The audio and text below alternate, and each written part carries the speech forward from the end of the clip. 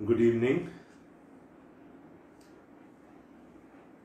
दूसरा करंथियों उसके 12वें बाब का पहला हिस्सा हमने कल पढ़ा था, पहली 10 आयत।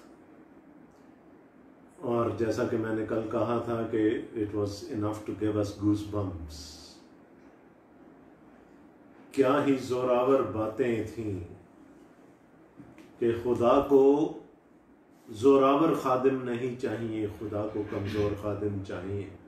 खुदा को वो खादिम चाहिए कि जिन्होंने अपना आप अंदर से खाली कर लिया हो, ताकि खुदा अपनी कुदरत से उनको भर सके और फिर खुद अपनी कुदरत को उनके वसीले से जाहिर कर सके। खुदा को मट्टी के टूटे हुए बर्तन चाहिए।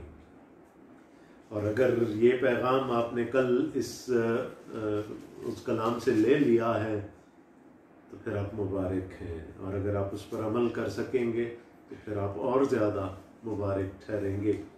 आज हम चलते हैं दूसरा करंथियों उसका 12वां बाब और उसकी 11वीं आयत से लेकर हम बाब के आखिर तक यानी 21वीं आयत तक पढ़ेंगे।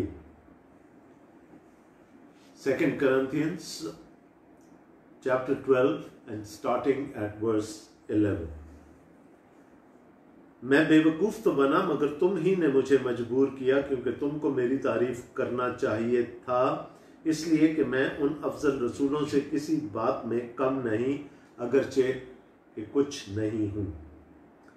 रसूल होने की अलामतें कमाल सब्र के साथ निशानों और अजीब कामों और मौजज़ों के वसीले से तुम्हारे दरमियान जाहिर हुई। तुम कौन सी बात में और कलीसियाओं से कम ठहरे, बजुस इसके कि मैंने तुम पर बोझ ना डाला। मेरी ये बेइंसाफी मुआफ करो। देखो, ये तीसरी बार मैं तुम्हारे पास आने के लिए तैयार हूं और तुम पर बोझ ना डालूंगा, इसलिए कि मैं तुम्हारे माल का नहीं बल्कि तुम्हारा ही ख्वाह हूं। क्योंकि लड़कों को माँ बाप के लिए जमा करना नहीं चाहिए, बल्कि माँ बाप को लड़कों के लिए। और मैं तुम्हारी रूहों के वास्ते बहुत खुशी से खर्च करूंगा, बल्कि खुद भी खर्च हो जाऊंगा। अगर मैं तुमसे ज्यादा मोहब्बत रखूं तो क्या तुम मुझसे कम मोहब्बत रखोगे? लेकिन मुमकिन है कि मैंने खुद तुम पर बोझ ना डाला हो, मगर मकार जो हुआ इसलिए कि तुमको फरेब देकर फंसा लिया हो।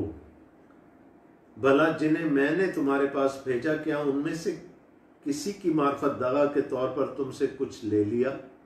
मैंने तितुस को समझाकर उसके साथ उस भाई को भेजा, बस क्या तितुस ने तुमसे दगा के तौर पर कुछ लिया? क्या हम दोनों का चाल चलन एक ही रूह की हिदायत के मुताबिक ना था? क्या हम एक ही नक्शे कदम पर ना चले? तुम अभी तक यही समझते होगे कि हम तुम्हारे सामने उज़्र कर रहे हैं। हम तो खुदा को हाजिर जानकर मसीह में बोलते हैं। और ऐ प्यारो, ये सब कुछ तुम्हारी तरक्की के लिए है, क्योंकि मैं डरता हूँ कहीं ऐसा ना हो कि मैं आकर जैसा तुम्हें चाहता हूँ वैसा ना पाऊँ, और मुझे भी जैसा तुम नहीं चाहते वैसा ही पाओ कि तुम में झगड़ा, हसद, गुस्सा, तफरके, बदगोइयाँ, गीबत, शेखी और फसाद हों। और फिर मैं जब आऊँ तो मेरा खुदा मुझे तुम्हारे सामने आजिज करे और मुझे बहुतों के लिए अफसोस करना पड़े जिन्होंने पेशतर गुनाह किए हैं, और उस नापाकी और हरामकारी और शहवत परस्ती से जो उनसे सरजर्द हुई तौबा नहीं की। आमीन। We have come to the penultimate chapter in this epistle now. पौलुस ने इतनी बड़ी बातें करके कल वो जो रोयाओं और मुकाशफों की बातें की, उसने कहा मैं तो अगर मुझसे कोई मुकाबला करेगा, अगर चाहिए बेवकूफ़ी है, मगर कोई मुकाबला करेगा तो फिर कर ले, कि वो तो उनको तो मुकाशफा मिलता है, या वो क्लेम करते हैं कि उनको मुकाशफा मिलता है। मैं तो तीसरे आसमान पर उठाया गया था, तो उनका और मेरा क्या मुकाबला होगा? लेकिन खुदा ने मुकाशफों की कसरत की वजह से, ये कि मैं कहीं बड़ ना मारना शुरू कर दूं, मैं शेखी ना मारना शुरू कर दूं, कहीं मैं बोस्टिंग ना शुरू कर दूं, खुदा ने मेरे पहलू में एक कांटा चुभाया है। और इस पर हमने कल बहस की थी कि वो कांटा क्या क्या हो सकता है, और वो किस लिए चुभाया गया कि मैं खुशी से या फख्र से फूल ना जाऊं, मैं अपने आपे में रहूं।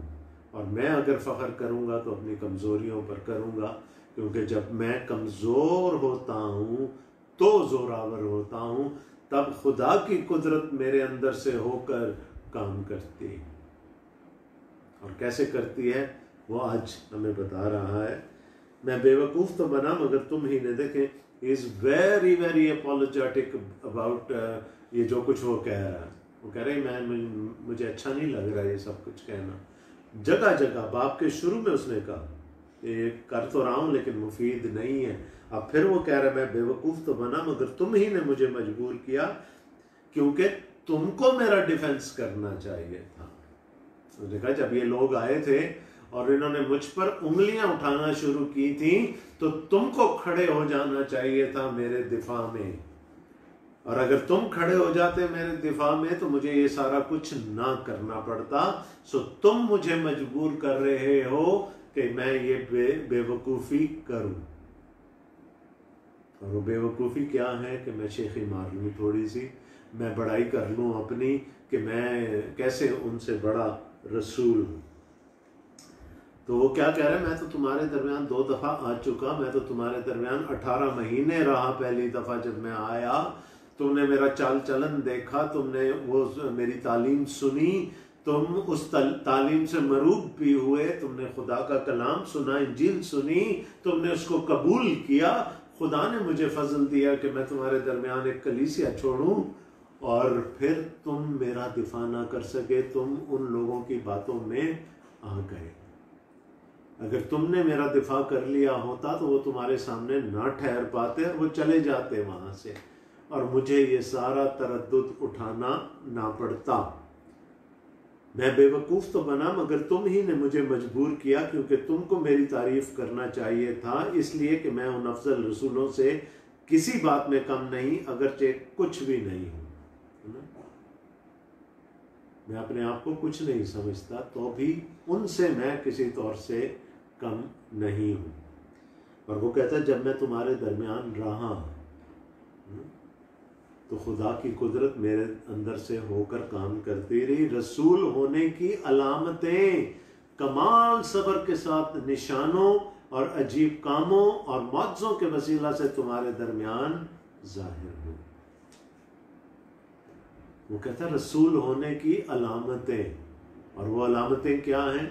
निशान, अजीब काम और मौजज़ा। 3 चीज़ें वो बता रहा है कि अपोस्टोलिक मिनिस्ट्री जो होती थी, these were part and parcel of the apostolic ministry, the signs, the wonders and the miracles। और ये क्यों होते थे? रसूल मौजज़े क्यों करते थे या निशान क्यों दिखाते थे? वो इसलिए था कि उनकी सच्चाई साबित हो जाए। देखिए निशान क्या होता? निशान नहीं होता, but it points to a greater reality. निशान कुछ भी नहीं होता, लेकिन वो किसी और हकीकत की तरफ निशानदही कर रहा होता है। तो पौलुस कहता है अगर मेरे वसीले से खुदा ने कोई निशान जाहिर किया तो इसीलिए किया ताकि मेरी रिसालत पर मोहर हो जाए और तुम्हें किसी किस्म का शक ना रहे कि मैं मसीह का रसूल हूं, मैं खुदा की तरफ से मुकर्रर किया हुआ रसूल हूं। तो वो क्या कह रहा है यहाँ पर कि खुदा ने मेरे वसीले, जब मैं कमज़ोर हुआ, तुम कहते हो ना मैं कमज़ोर था, वो कहते हैं मैं कमज़ोर था जो मुझ पर इल्ज़ाम लगाते हैं, तो जब मैं कमज़ोर हुआ तो खुदा ने फिर मेरे वसीले से वहाँ पर निशान भी जाहिर किए, अजीब काम भी जाहिर किए और मौजज़ात भी हुए तुम्हारे दरमियान। और ये सब किस लिए हुए? ताकि खुदा अपनी मोहर सख्त कर दे मेरी रिसालत पर और मेरी खिदमत पर। उसने कहा खुदा मेरी कमज़ोरी में से होकर बोला, खुदा ने मेरी कमज़ोरी में से होकर काम किया, और खुदा ने मेरे वसीले से वहाँ पर निशान भी जाहिर किए, अजीब काम भी किए और मौजज़ात भी वहाँ पर हुए। उसने कहा ये सब कुछ तुम्हारी आंखों के सामने हुआ था, तो तुमको खड़े होना चाहिए था मेरे लिए, तुमको मेरी सफाई पेश करनी चाहिए थी, लेकिन तुमने ऐसा नहीं किया। तुम कौन सी बात में और कलीसियाओं से कम ठहरे? मैंने कौन सी बात में तुम्हें दूसरी कलीसियाओं से कमतर समझा, सवाए एक चीज के, बजुज इसके कि मैंने तुम पर बोझ न डाला। मैंने तुमसे कुछ नहीं लिया। मुझे मकदूनिया वाले सपोर्ट करते रहे, तुम्हारे दरमियान रहा, खुद अपने हाथों से खैमे सीता रहा, फारिग वक्त में फिर मैं मसीह की मुनादी करता रहा, लेकिन मैंने तुम में से किसी पर बोझ नहीं डाला। तो अगर ये तुम समझते हो कि मैंने तुम्हारे साथ ज्यादती की है तो मुझे माफ कर दो। मुझे डालना चाहिए था बोझ, लेकिन मैं खुश हूं कि मैंने नहीं डाला, वरना तो फिर मेरे और किस्से खुल जाने थे। मैंने अगर तुम समझते हो कि मैंने ज्यादती की और ये मेरा हक था, ये मेरा हक था, रसूल होते हुए ये मेरा हक था कि तुम मुझे सपोर्ट करते, लेकिन मैंने तुम्हारी सपोर्ट नहीं ली, ना मांगी। और तुम अगर ये समझते हो कि मैंने तुम्हारे साथ इस तरह से कोई ज्यादती की है, तो फिर मैं तुमसे मेरी ये बेइंसाफी माफ कर।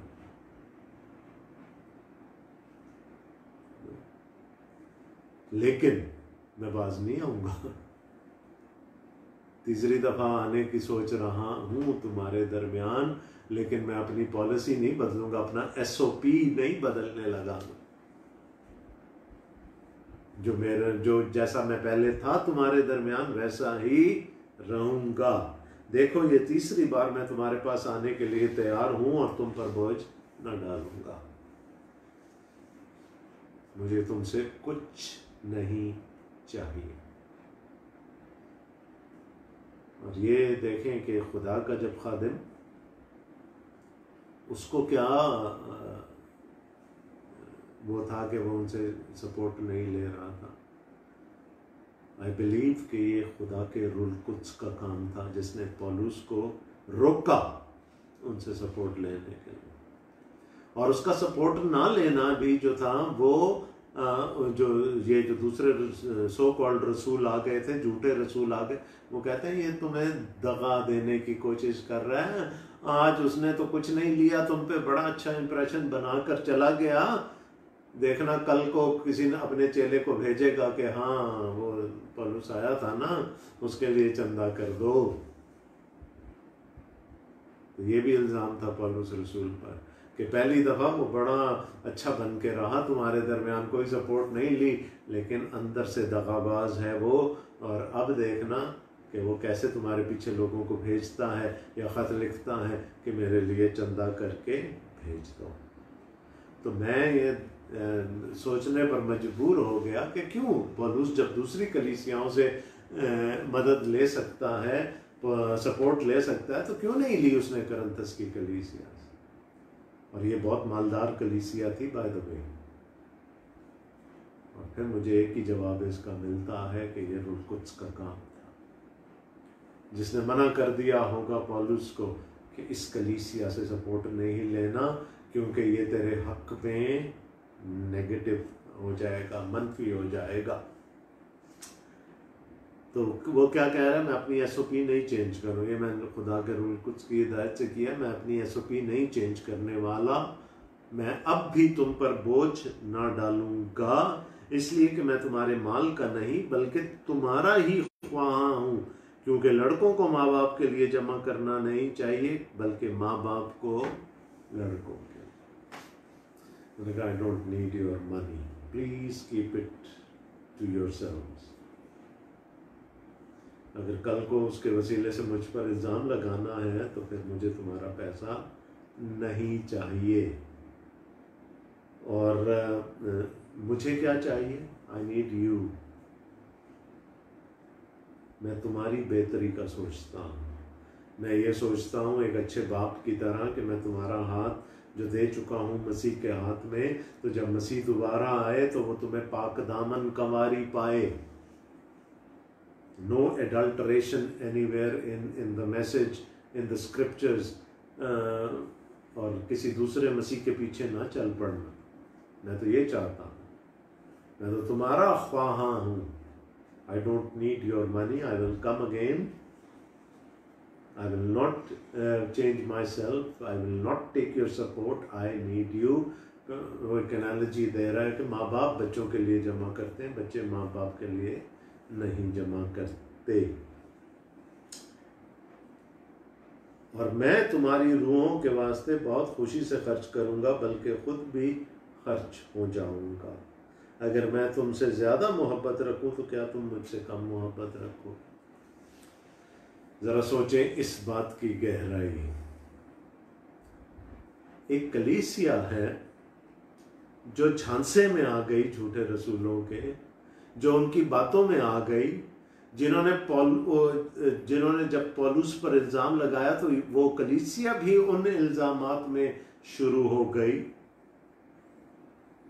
पड़ गई उन्हीं इल्ज़ामात में, और उन्होंने भी डिग्रेड करना शुरू कर दिया पौलुस रसूल को।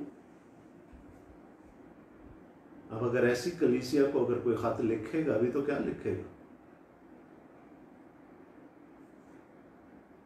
कि अगर तुमने अपने लिए तबाही का रास्ता चुन लिया तो ठीक है, मेरी बला से, गो अहेड। वो क्या कह रहा है? पौलुस क्या कह रहा है? मैं आऊंगा तुम्हारे पास, तीसरी दफा आऊंगा, और आऊंगा और क्या करूंगा? मैं तुम्हारी रूहों के वास्ते बहुत खुशी से खर्च करूंगा। I will spend, I won't take anything from you, rather I will spend. मैं लाऊंगा दूसरी कलीसियाओं से और वो मैं तुम्हारे दरमियान खर्च करूंगा। तुम पर बोझ नहीं डालूंगा। तो जिसको कहते हैं ना भिगो के मारने वाली बात कर रहा है पौलुस। अगर वो महसूस करे, मैं आऊंगा, मैं खुद खर्चा कर लूंगा, सब कुछ मैं खुद करूंगा, तुम पर बोझ नहीं डालूंगा, बल्कि तुम्हारी खातिर खुद खर्च हो जाऊंगा। मैं अपने आप को पेश करता हूं, बल्कि खुद भी खर्च हो जाऊंगा। रुपया पैसा तो छोड़ दो, अगर तुम्हारी इसमें बेहतरी होगी, even I will die for you, मैं अपने आप को खर्च कर दूंगा। और मैं तुमसे कितनी मोहब्बत रखता हूँ, काश तुम ये जान सकते तो तुम भी फिर मुझसे उतनी या उससे थोड़ी कम मोहब्बत रखते। तुम दूसरों की बातों में आ गए हो।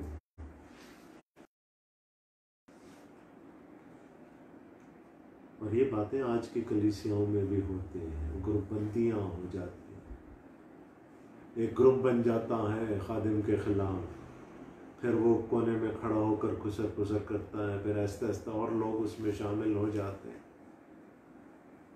और फिर वो ये नहीं देखते, और फिर दूसरे भी मज़ा लेने के लिए चाहे उसमें शामिल ना भी हों तो उनके पास जाकर खड़े हो जाते हैं, बजाय अपने खादिम का दिफा करने की।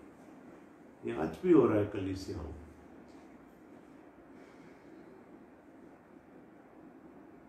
उनका वो कहते हैं कि अच्छा, वो उसने खुद तो तुमसे कुछ नहीं लिया, वो अपने चेलों को भेजेगा, शागिर्दों को भेजेगा तुमसे पैसा बटोरने के लिए।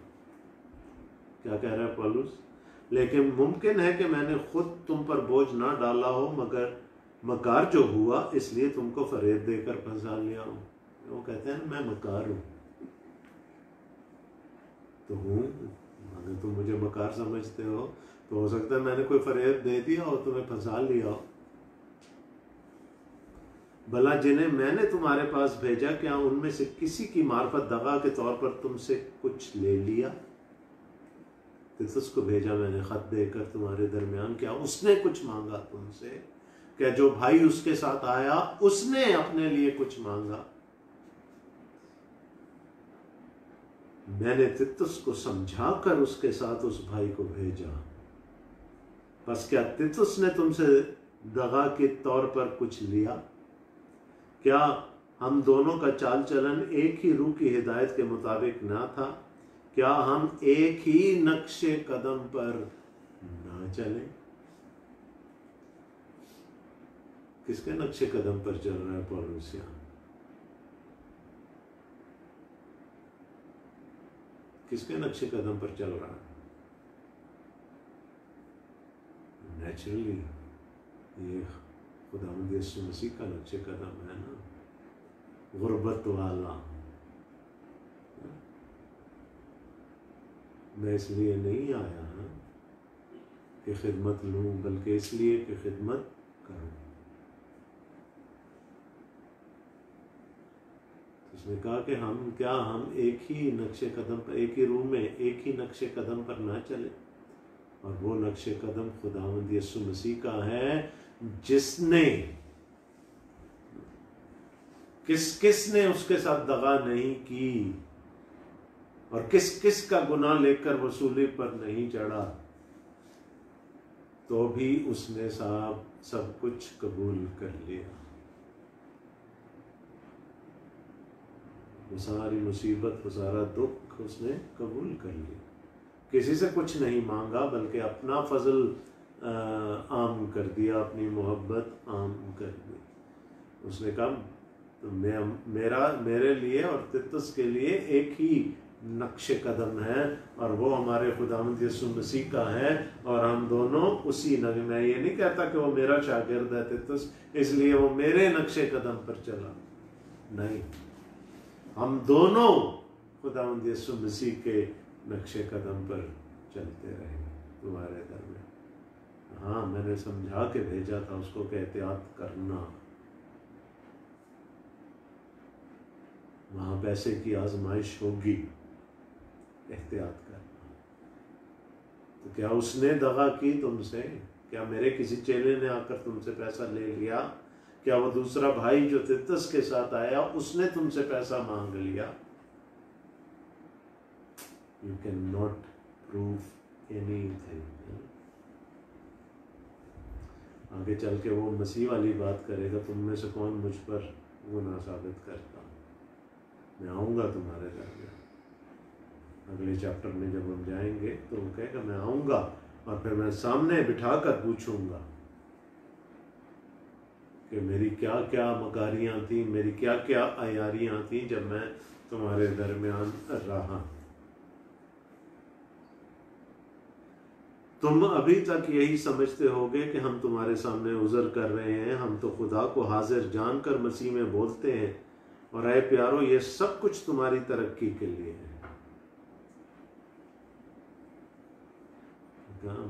अपने आप से तो कभी कुछ किया ही नहीं, जो कुछ किया वो खुदा की दी हुई कुदरत से किया, और मसीह में किया, खुदा को हाजिर जान कर किया, और सब कुछ तुम्हारी तरक्की के लिए है। क्योंकि मैं डरता हूं कहीं ऐसा ना हो कि मैं आकर जैसा तुम्हें चाहता हूं वैसा ना पाऊं। वो जो लंबे लंबे खत मैंने तुम्हें लिखे थे वो इसीलिए लिखे थे ताकि तुम्हारी इस्लाह हो जाए। जो गलत रवैये हैं, जो गलत तरीके हैं, तुम उनको छोड़ दो, so that you stand corrected in the presence of God. लेकिन ऐसा ना हो कि मैं आऊं और वो सारी बातें तुम में अभी भी हों। और कौन सी बातें? और मुझे भी जैसा तुम नहीं चाहते वैसा ही पाओ कि तुम में झगड़ा, हसद, गुस्सा, तफरके, बदगोइयाँ, गीबत, शेखी और फसाद हो। उसने कहा कि मैं आऊँ और ये सारी बातें होंगी तो फिर तुम मुझे भी वैसा नहीं पाओगे जैसी तुम्हारी एक्सपेक्टेशन है। और फिर जब मैं आऊँ तो मेरा खुदा मुझे तुम्हारे सामने आजिज करे और मुझे बहुतों के लिए अफसोस करना पड़े जिन्होंने पेशतर गुनाह किए हैं और उस नापाकी और हरामकारी और शहवत परस्ती से जो उनसे सरहद हुई, तौबा नहीं की। तो प्रॉबेबली वो शख्स जो अपने बाप की बीवी को रखता था, उसने आज तक तौबा नहीं की और वो अभी भी कलीसिया का रुकन है। और हो सकता है कि पूरी बगावत उसी ने इंस्टिगेट की हो कि पौलुस कौन होता है मुझे कलीसिया से निकलवाने वाला। उन्होंने कहा बीबी ऐसे लोग हैं जिनके बारे में मैंने तुम्हें बताया था और उन लोगों ने अभी तक अपने गुनाह से तौबा नहीं की। तो जब मैं आऊँगा और अगर यही सब कुछ चल रहा हुआ तो फिर तुम मुझे भी वैसा नहीं पाओगे जैसी तुम मुझसे तवक्को रखते हो। फिर शायद मैं वो नेमत तुम्हें ना दे सकूं जिसकी मुझे तमन्ना है, शायद वो तालीम तुम्हें ना दे सकूं जो मुझे देनी चाहिए, और मैं वहाँ पर आकर भी करेक्शन में ही, इस्लाम में ही लग जाऊं। तो उसने कहा मेरे बारहा लिखने के बावजूद भी कुछ लोगों ने अभी तक तौबा नहीं की। कुछ लोग हैं जो अभी तक कलीसिया में बंटवारे कर रहे हैं, तफरके डाल रहे हैं। तो उनको हम अगर वो मेरे सामने आएंगे तो फिर नेचुरली मुझे उनकी तादीब करनी पड़ेगी। तो पौलुस क्या कह रहा है कि अगर ऐसी कलीसिया हो जो किसी रसूल को कहे वो मकार है, वो अय्यार है, तो रसूल का रिएक्शन क्या होना चाहिए, रद्द-ए-अमल क्या होना चाहिए? To hell with them. अगर वो मुझे कबूल नहीं करते तो फिर मैं उनके दरमियान क्यों जाऊं? और ये बड़ा अनोखा सा रसूल है। क्या कह रहा है? आखिर कोई यीशु का रसूल है ना, तो क्या कहता है? मैं आऊँगा तुम्हारे दरमियान, एक पैसा नहीं लूँगा, एक कौड़ी नहीं लूँगा तुमसे, बल्कि खुद खर्च करूँगा और अपने आप को तुम्हारी खातिर खर्च कर डालूँगा। वो अभी भी देने की बात कर रहा है, because he loves that church. आज कितने खादिम हैं जो अपनी कलीसियाओं से वाकईतन मोहब्बत रखते हैं? क्योंकि अगर मोहब्बत होगी तो फिर तामीर होगी, फिर तरक्की होगी, फिर गिले शिकवे ख़त्म हो सकते हैं, फिर कलीसिया तरक्की भी कर सकती है। लेकिन अगर मोहब्बत नहीं होगी तो फिर कुछ भी नहीं हो सकता। एक बाब रह गया है जिसको हम कल पढ़ेंगे और फिर शायद हम ख़त को मुकम्मल कर लें। कल तक के लिए खुदावंद आप सबको बड़ी बरकत दे। आमीन।